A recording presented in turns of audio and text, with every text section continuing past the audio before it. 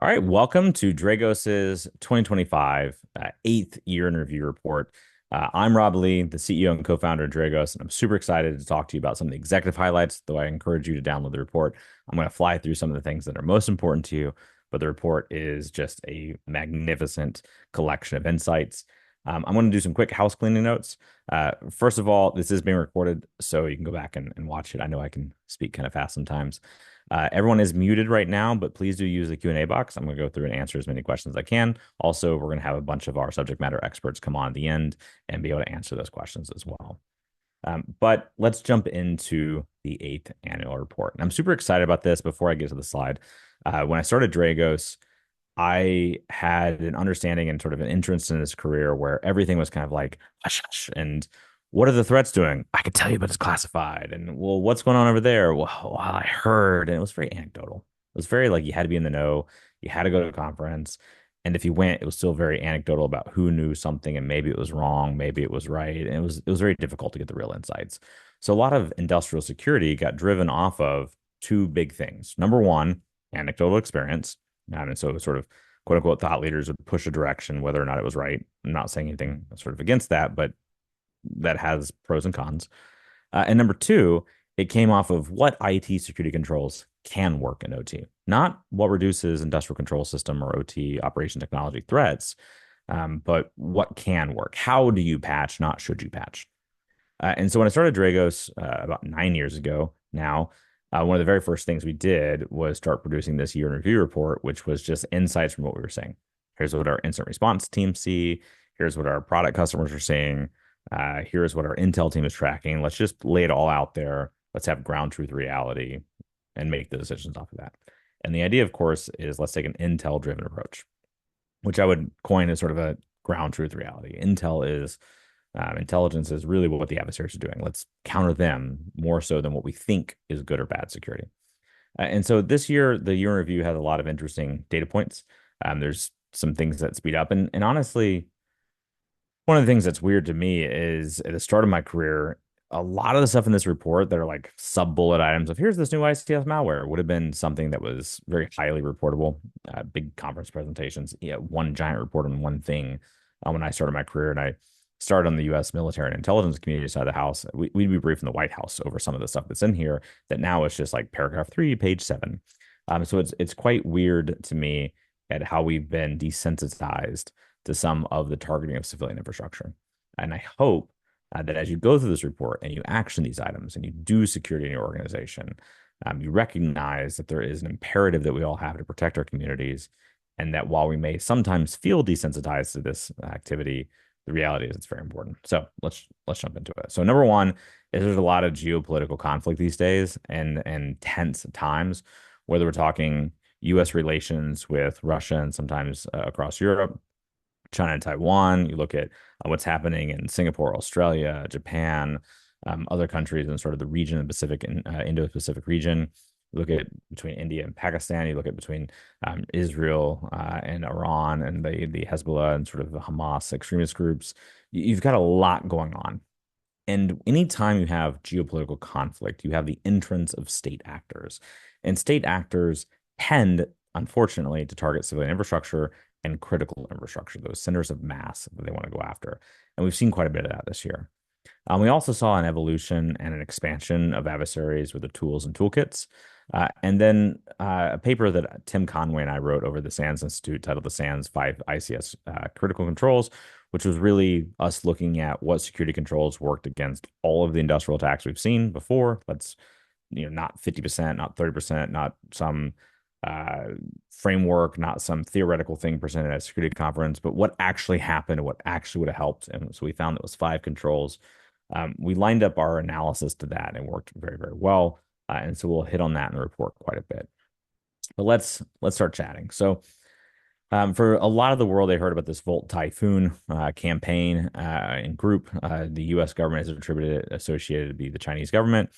At Dragos, what we care about is the operation technology side of the house. So there's a lot of groups out there that hit the IT side of infrastructure companies.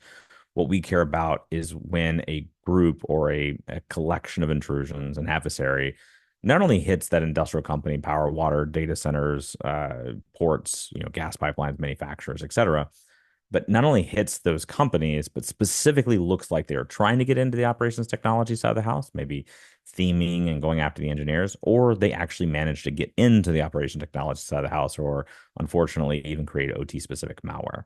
So we track groups not just because they hit industrial companies, but because they are trying to get to the industrial operations or have gotten to the industrial operations of those companies.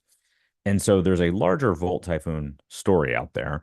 But we track and what we care about is Vaultsite, which is the OT portion aligned to that Volt Typhoon activity. And there was definitely a heavy use of living on the land techniques, which can be very, very hard to deal with. A lot of companies out there deploy antivirus, endpoint protection systems that rely heavily on those things. Those are great and wonderful and good toolkits.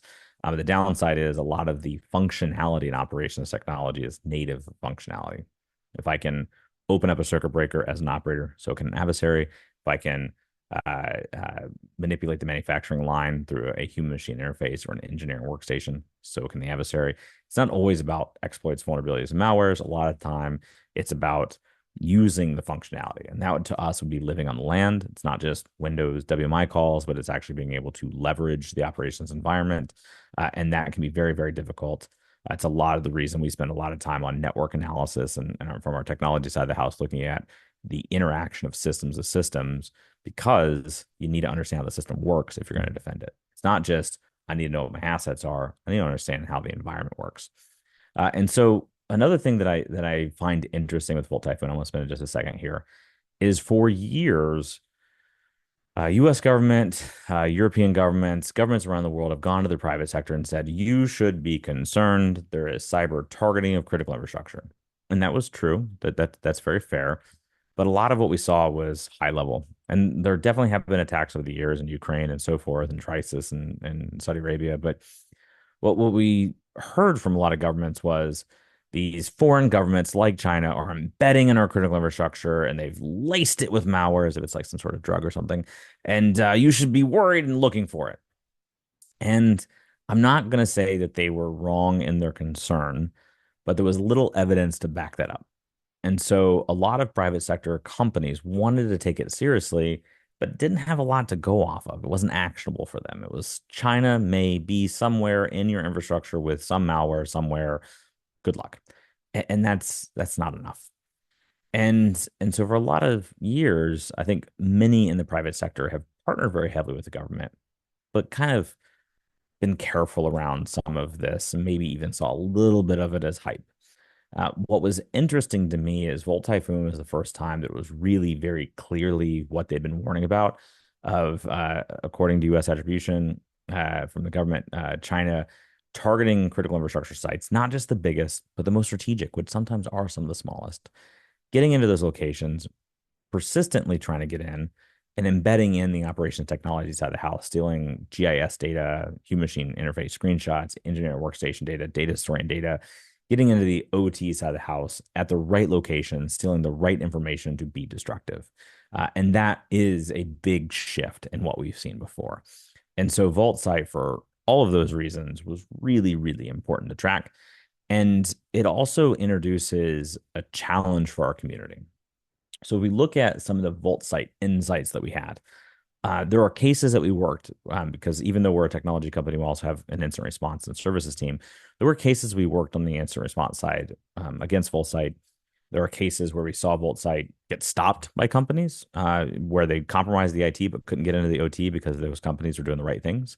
And we saw organizations where they got compromised in the IT and OT side of the house, and they were stealing out the critical information out of the operations technology side of the house.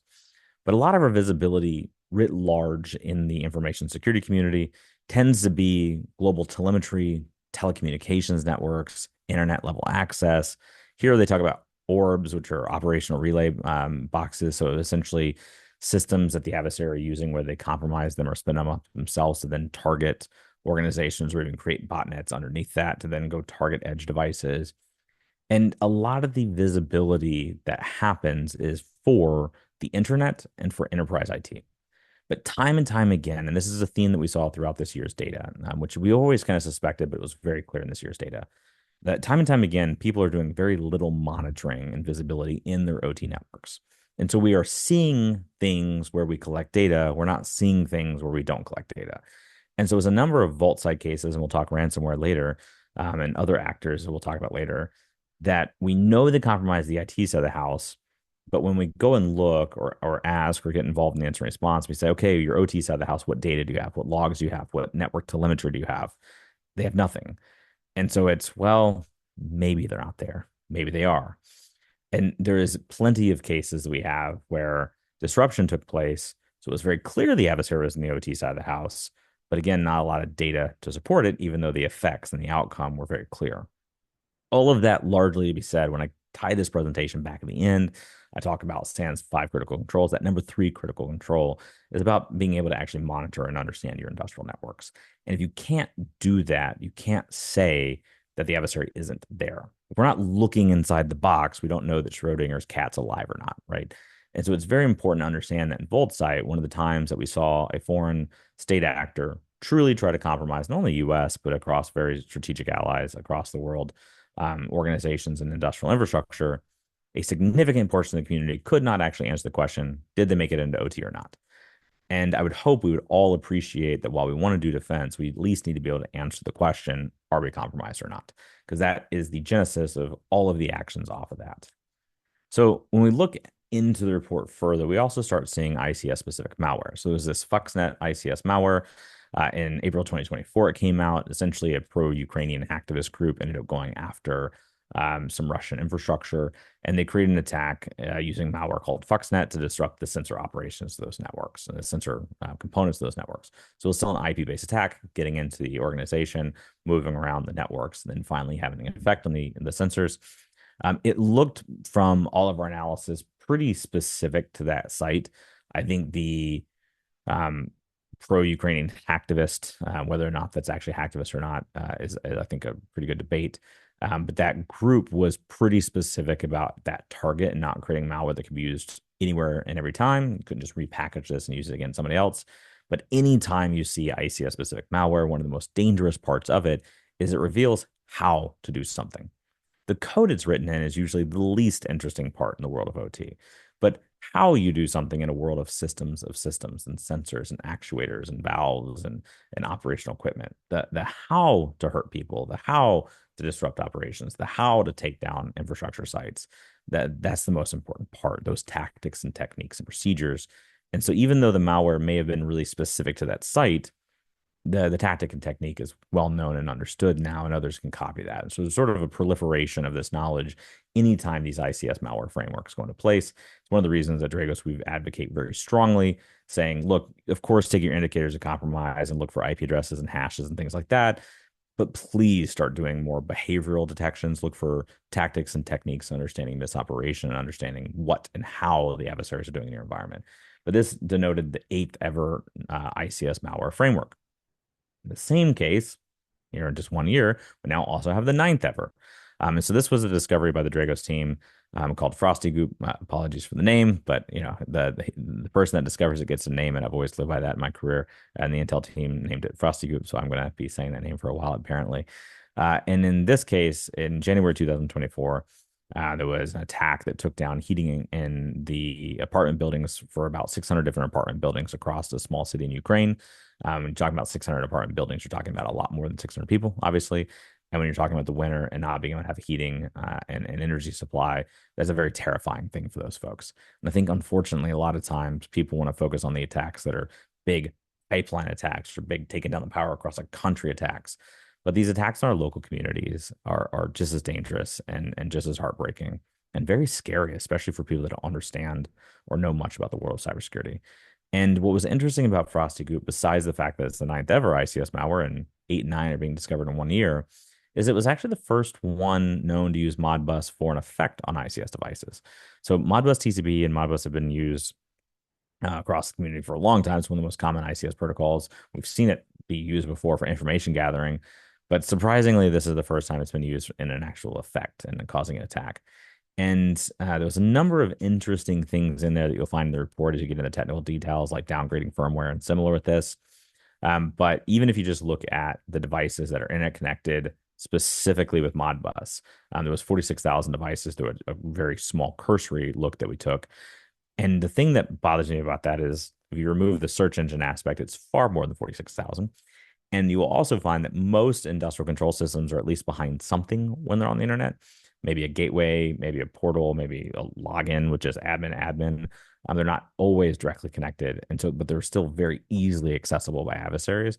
So that 46,000 number would be much, much, much higher in terms of the connected infrastructure that could be targeted.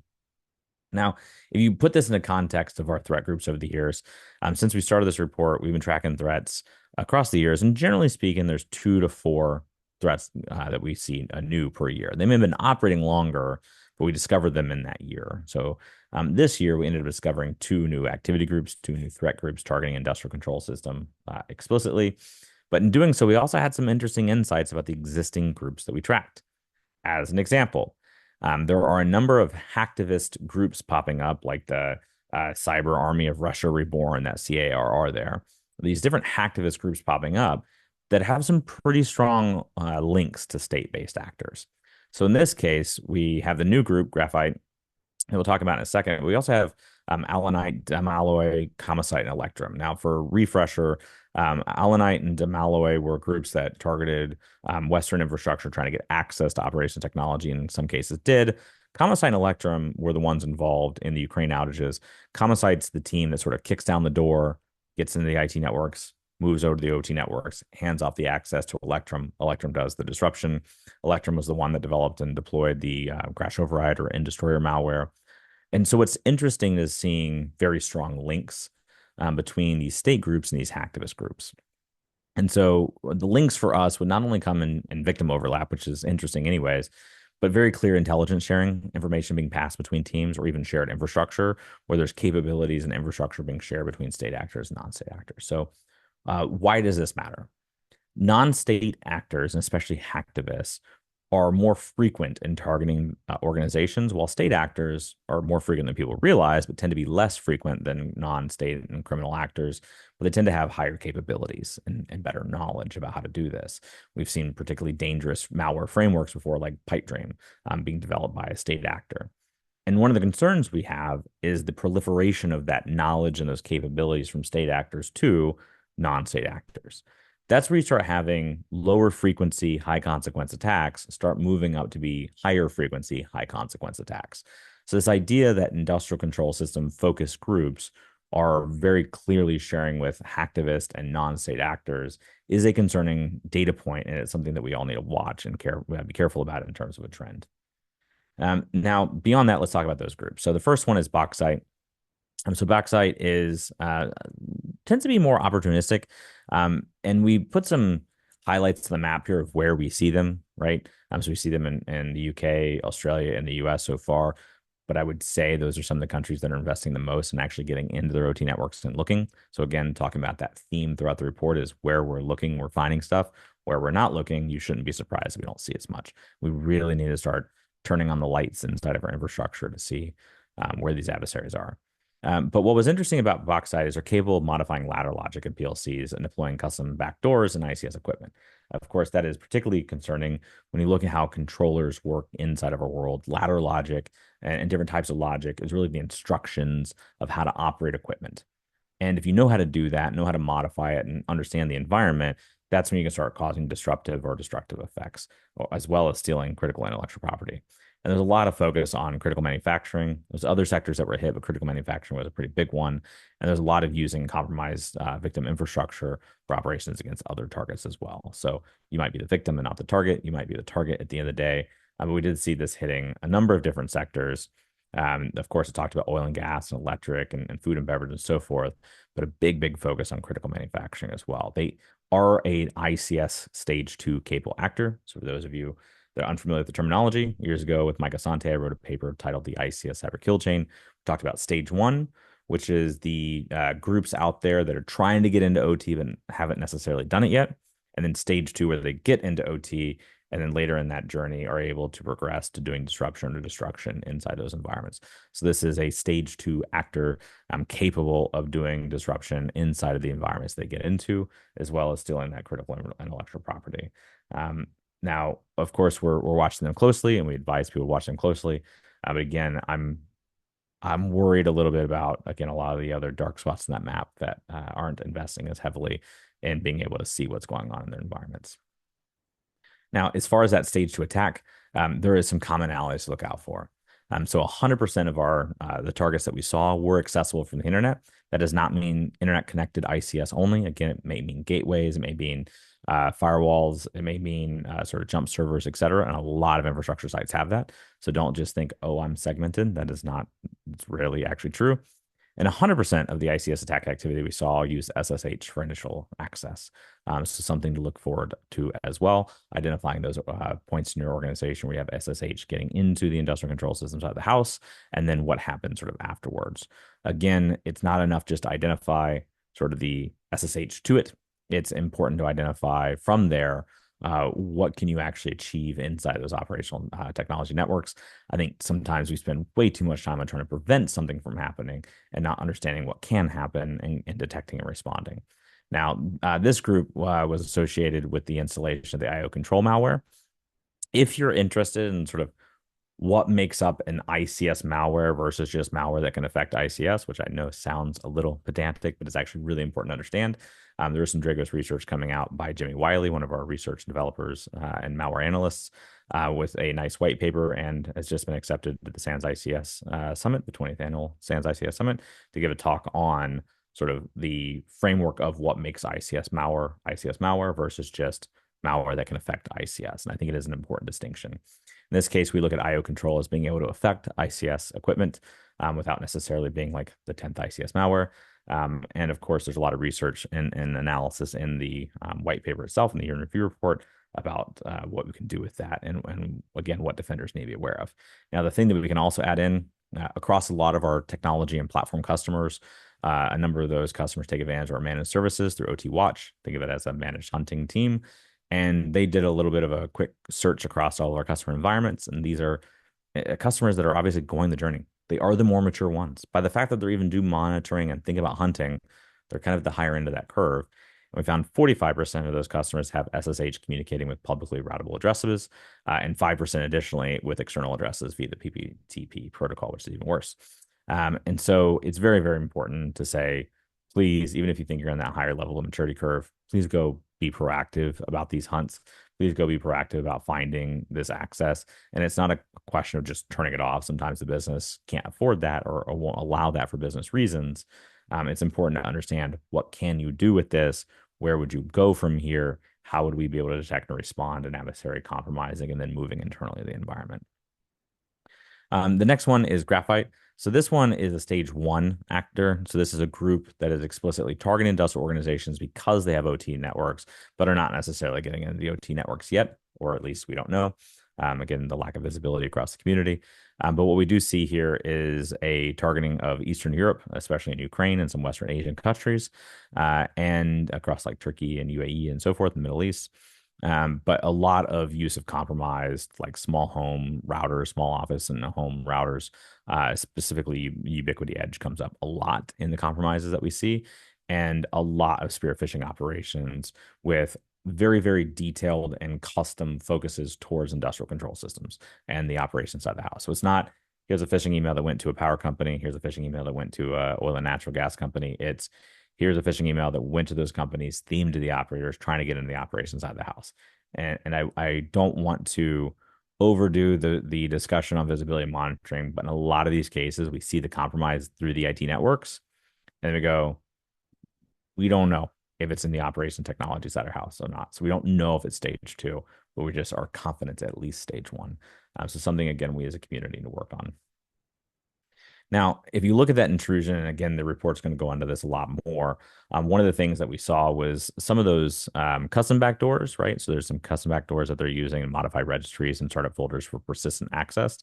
There's also a lot of using kind of Windows utility looking things like WinRAR and some vulnerabilities associated with those.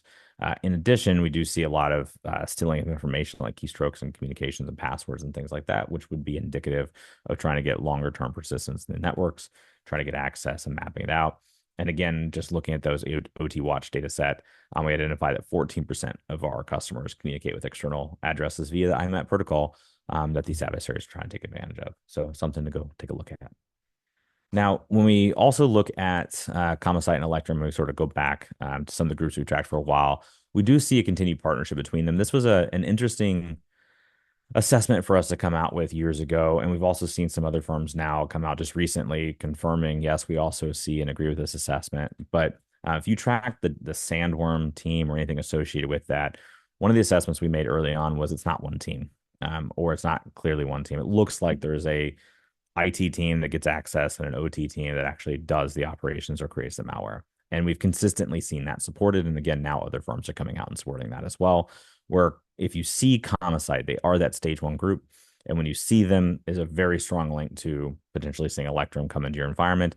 But what's really, really interesting is though we see a continued partnership between these teams, we are now also seeing where Electrum is operating where Comicide has not been present. So there looks to be some independence on where Electrum is continuing their operations with or without Comicide support. We've seen ongoing activity from these. Again, these are the groups associated and responsible for the 2016 electric outage in Ukraine. So somebody to really watch. They were also a key player in the Kyivstar telecom attack back in 2024, disrupting their telecommunication and critical infrastructure networks, and a lot of focus on energy and communication infrastructure, electricity networks as an example across Ukraine and Poland. So here's a takeaway, though. A lot of this has been focused on Ukraine, and they're getting very skilled, very adept, very capable, a lot of experience. Not as many state actors out there as getting as much experience than these actors are operating in Ukraine in conflict. That Ukrainian conflict is going to end eventually. A lot of those teams that were associated with Russian-based teams before that were focusing explicitly on Ukraine previously focused on other states. When the conflict in Ukraine eventually ends, I'm concerned that those groups are going to go back to targeting the other countries around the world that they were previously targeting, and unfortunately have much more experience and be much more capable. So it's incredibly important to watch what's happening in Ukraine and these groups and develop defenses against them. Now, as it relates to the tactics, tools, and procedures across a lot of these groups, again, a lot of internet accessible OT devices, but it's not just, oh, look, I have something on Shodan. Again, internet accessible also means devices that we're putting in front of the OT network and that they may have vulnerabilities as well. We saw a lot of Pulse Secure VPN vulnerabilities over the past couple of years as an example that were letting people into these OT networks. Your OT networks are connected to other people's IT networks, including original equipment manufacturers, contractors, et cetera, and you got to be aware of that. And of course, we do see new ICS malware and a lot of remote access. But I'll go back and hit the fact that that lateral spread after compromise is where we're losing a lot of visibility and a lot of understanding. You just have to reinforce not only with detection and response, but understanding ICS protocol nuances, understanding and being aware of what is going on in these environments and how to operate within them. So in the report, you're going to see these two new ICS malware frameworks as well as the threat groups from the year. But again, we also want to make this a little bit more tangible for you. So we have some case studies. A good example is this malware discovery that relates to capturing device information and trying to get into poorly secured industrial environments. Poorly secured is always a kind of a catchword. I think there's a lot of quote unquote poorly secured environments, even in large companies. But in this case, we see an adversary explicitly going after internet exposed VNC servers, which unfortunately there are a lot of, to then get into HMIs. So these human machine interfaces are usually connected to VNC networks, and especially trying to give remote access to folks. And what we saw was a number of these compromises. We have this Dragos OT Cert organization, so this is non-commercial. Dragos OT Cert is just there for the community. It's one of our kind of give backs. There's thousands of organizations around the world. Please take a look and go sign up if you're interested. But besides giving out free resources and webinars and guides and materials to organizations, especially under resource organizations, that's also the path for us to go and do victim notification. So we'll hit OT Cert and then hit different certs around the world to try to find folks. OT Watch, as an example, ended up identifying 9% of the participants that we have ended up having VNC communications externally. We ended up finding a number of those were already compromised that weren't our customers, but were folks that we could identify as being compromised across the world. Worked through OT Cert to get those notifications out and across the community. And so this slide is kind of a call out to the various CERT organizations out there. There's a lot of certs nationally that have done just a phenomenal job of staying connected with their community. So when we find something, instead of having to go chase down every victim around the world, we can hit those certs. So just a pitch to try to be involved in your cert community. And also in terms of best practices of what we saw with these compromises, again, it's not an ICS specific malware, but it's malware and adversaries targeting ICS specific devices. Obviously, try to be behind a firewall if you can, right? Try to not have internet connected devices directly. Try to restrict that VNC access when appropriate. And evaluate those access and segmentation policies while monitoring the activity on the networks themselves and being able to see what happens. It's not so much just about prevention. Again, if a human machine interface or engineer workstation or something's getting modified or being used to modify the control loop of the industrial process, it's incredibly important from operations to understand what happened to get root cause analysis to try to go make sure that we maintain safe and reliable operations. Because the prevention will fail at some point, but knowing what actually happened is really, really core to resolving it. And again, from 46% of our service engagement, so our professional services team going out in the community and doing pen tests and architecture assessments and threat hunts and so forth, found 46% lacked full visibility across our OT networks, or even, I wouldn't even say full visibility, but just like a significant portion. A lot of times we have a little bit sprinkled around, and a lot of times we just aren't looking. So again, that's a big theme of this year. In terms of ransomware attacks, we ended up seeing a lot of ransomware attacks in the different sectors. They increased by 87% in 2024, and every year it's been 40, 50, 60, 70, 85% increases. So these are large numbers at this point, for a total of 1,693 incidents in targeting and impacting industrial organizations. And here's where it's crazy. 25% of those end up resolving in sort of accomplishing a full shutdown of those operations. And so I think a lot of times there's comments in the community that I see in social media, whatever, about, well, we're not seeing a lot of ICS attacks. It's like, yeah, but you're not getting called to the instant response. There's a lot of stuff that's actually happening. And across these 693 incidents of industrial organizations, 25% of them were actually causing a full shutdown on the operations technology side of the house. Sometimes it's hitting IT infrastructure that's important. Sometimes it's hitting IT infrastructure and pivoting into the OT infrastructure and causing issues there. But 75% involve disruptions to operations to at least some degree. So that's a pretty large and staggering amount, with manufacturing getting hit more than anybody. For those of you that are like, oh, that's the manufacturing sector and not me, realize the manufacturing sector went very digital and very common operating platform and kind of homogenous across the infrastructure very early for profit margins and just being able to compete on a global scale. And that sort of digitization curve is coming for everybody. So they're more canary in the coal mine than they are a standalone industry. Of course, if we look at ransomware in general, the report will go through exactly how these things take place. In this case, sometimes it is just patching and maintaining like VPN infrastructure. We saw a lot of exploited VPN infrastructure getting into and having admin rights across the operations environments, moving from IT to OT with poor segmentation. Sometimes the segmentation is there, but the trusted paths are also like Active Directory bridging IT to OT. Deploying ransomware, sometimes using native ICS protocols and communications. But ultimately, we don't have the ability to detect those things in a lot of these organizations. And of course, then starts encrypting and exfiltrating and encrypting that data. A lot of times, there's exfiltration of your critical data a couple days before the ransom. So you did have an opportunity to disrupt it if you were detecting. So a big recommendation, besides all the visibility and monitoring stuff, is also conduct a tabletop exercise of what would this look like across your organization? What are the crown jewels you have? What is critical to have backups and recovery of?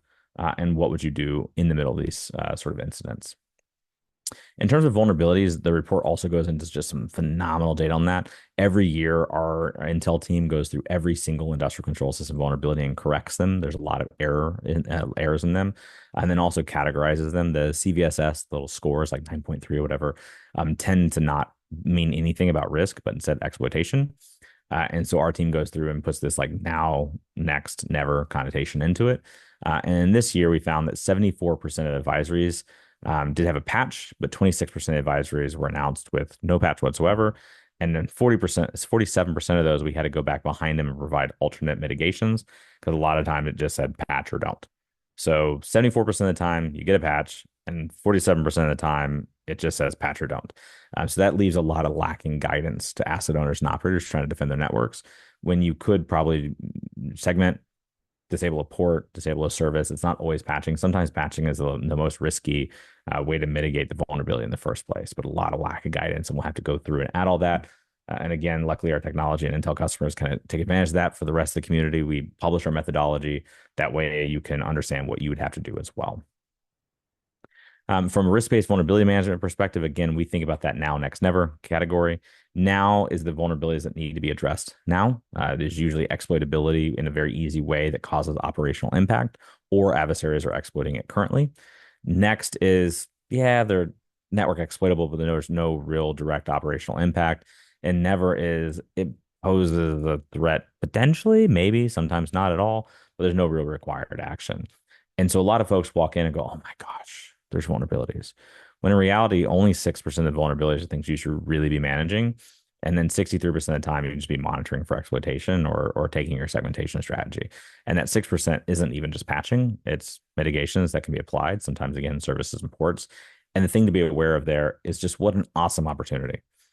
Imagine a world where you're monitoring your environment, you know your assets, you know your vulnerabilities, you understand the threat landscape, you go to your asset owner side of the house, you go to your operators, and instead of, hi, we're here from security and we're trying to do a bunch of crap while you're doing operations, now you can say, look, we're taking so much off your plate.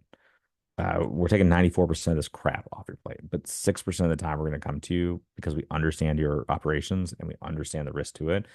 And we're going to ask for your partnership because we're trying to keep you up and running because we understand you're the side of the business that generates the revenue and it has the impact on the community.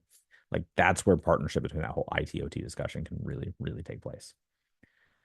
In terms of an example of one of these, we saw these two vulnerabilities being sort of leveraged out there with Avanti, targeting and getting into directly into these ICS networks. And so it was a 0-day against Avanti devices, and we saw Voltsite specifically using it. So that makes it that now category. This would be one of those ones that we say, yes, you'd actually need to take advantage of and do something with this now. So that'd be a good example of what it looks like. And then as we round out, if we look at those 5 critical controls, again, SANS put out a great white paper and resource here. As we look at these controls that you should do, please understand there's an orderality. Like number one sets the strategy for the rest of them.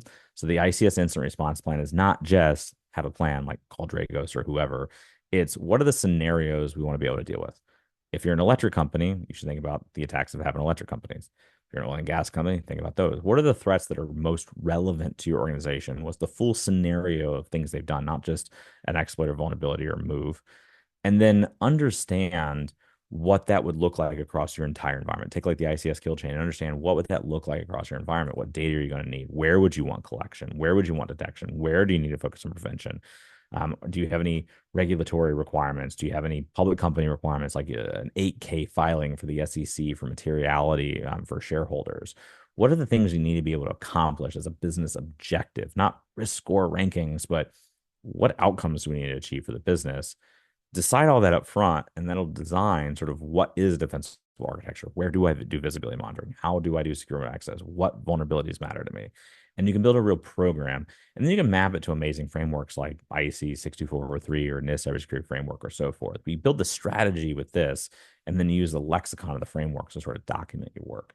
So with that, again, please jump into all these amazing report and infrastructure and documentation and details and data and all these insights. This is a very rare and unique opportunity for folks to be able to get such insights from so many different asset owners and operators in a very clear and concise way. So please take advantage of it and help design your program and the things you're doing this next year off of what the adversaries are actually doing. With that, I'll go ahead and take a couple questions. So one of the ones up, let's see, is what OT specific mitigations do you recommend to help address ransomware? So when it comes to ransomware specifically, that's a good one to start with in that ICS sort of incident response plan. I would say that as you look at ransomware, think about, again, the adversary objectives and how they're accomplishing it. There's usually the exploitation to get in, but then there's a lot of lateral movement, doing discovery about what's most critical in those environments. They don't just spray and pray kind of malware everywhere. They're usually looking for what's the most important systems to encrypt, what's the most important data to steal. And so that lateral movement and movement across the operation of technology networks goes back to the visibility monitoring is really, really critical, but also being able to detect the exfiltration to try to get ahead of the ransomware itself, and then backups and recoveries. So I would do that tabletop exercise on ransomware, following that ICS 5 critical controls. And in that defensible architecture, look at breaking shared services like Active Directory between IT and OT. I'd look at applying the visibility monitoring, not only north and south, kind of what's coming out or entering into networks, but also east west, like what's going on inside those OT networks, and then making sure that the backups and recoveries are offline and tested, and that I'm trying to put as much focus on things like secure remote access as I can, but also configuration monitoring. Are the firewalls and segmentation devices that I have actually in the state that I think they are? Can I download and look at those rule sets on a continual basis to make sure that any changes that have happened get flagged. We ended up buying a company, Network Perception, for that very reason, because we saw it happen so often in these incident response cases where people deployed the segmentation but didn't actually go back and monitor the rule sets and ACLs and so forth, and found that it sort of atrophies over time, and there ended up being any rules and access routes and things that you shouldn't have had. And so not only getting into a good environment, but continuously monitoring that environment to make sure it's staying up to the level you need is definitely necessary. What trend is most concerning with regards to the threat landscape in 2025?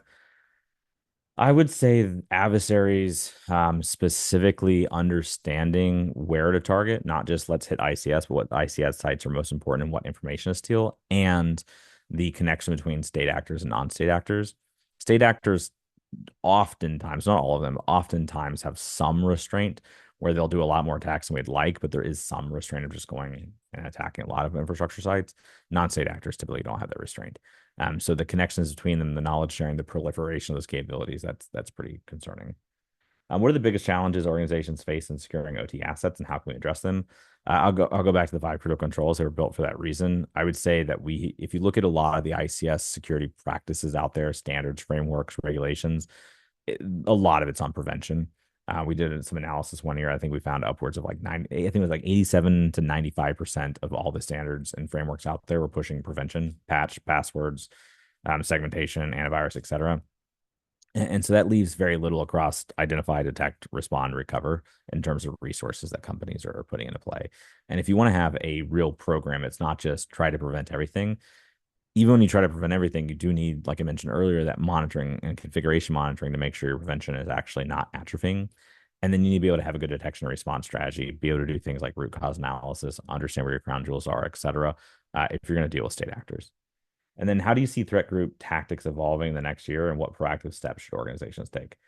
Based on everything we're seeing a ton more of living on the land. It's been a trend for a couple of years now, and more and more and more we see these threat groups really understanding that to do the most damage in industrial environments, they actually have to learn the industrial environments. And that's usually through the system of systems, which is the network of using industrial control system protocols, human machine interfaces, engineer workstations, et cetera. And so I think that know thyself aspect is very important. I think as the security teams of these infrastructure companies learn more about their operations, they'll be better armed to defend against adversaries who are taking the time to learn about your operations. And the more that you can actually understand why are you in business and what are the key components of that and what do you need to do against real adversaries to protect that, the better off you're going to be.